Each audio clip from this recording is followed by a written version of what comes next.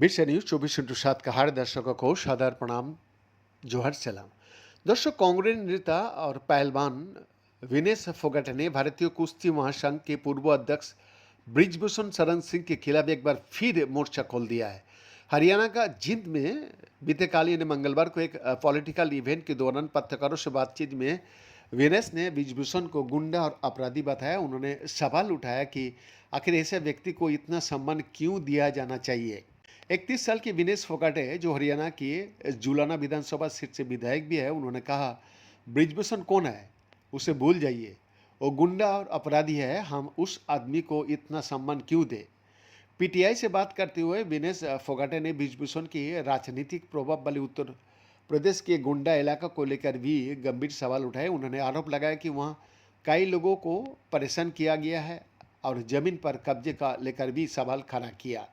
उन्होंने भी कहा, गोंडा में कितने लोगों को परेशान किया गया, कितनी ज़मीन पर कब्जा किया गया और इतनी संपत्ति कहाँ से आई उसका पास। इन सवालों का जवाब मिलना चाहिए।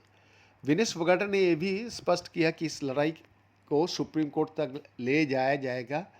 विनेश ने सवाल करते हुए कहा, वो हेलीकॉप्टर में कहाँ कहाँ उड़ते हैं, इतना पैसा कहाँ से आता है।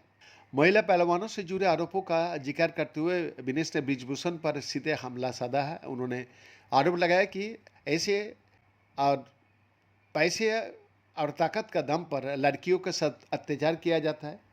विनेश ने यह भी कहा, पैसे के दम पर लड़कियों पर अत्याचार किया जाता है, यही बीजेपी की हकीकत है, बीजेपी उनका समर्थन कर रही है। ब्रिजभूषण शरण सिंह पर महिला पहलवानों ने यौन उत्पीड़न के आरोप लगाए थे।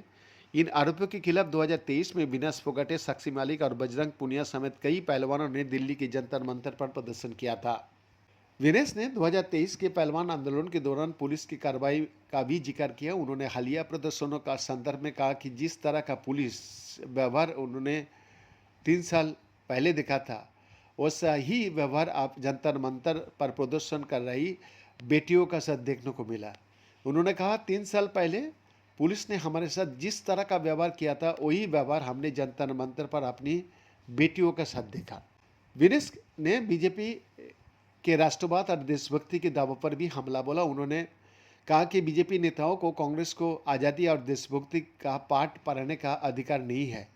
उन्होंने आरएसएस कार्यालय में लंबे समय तक तिरंगा नहीं फहराए जाने का आरोप लगाते हुए कहा, आज वही लोग तिरंगा यात्राएं निकाल रही है।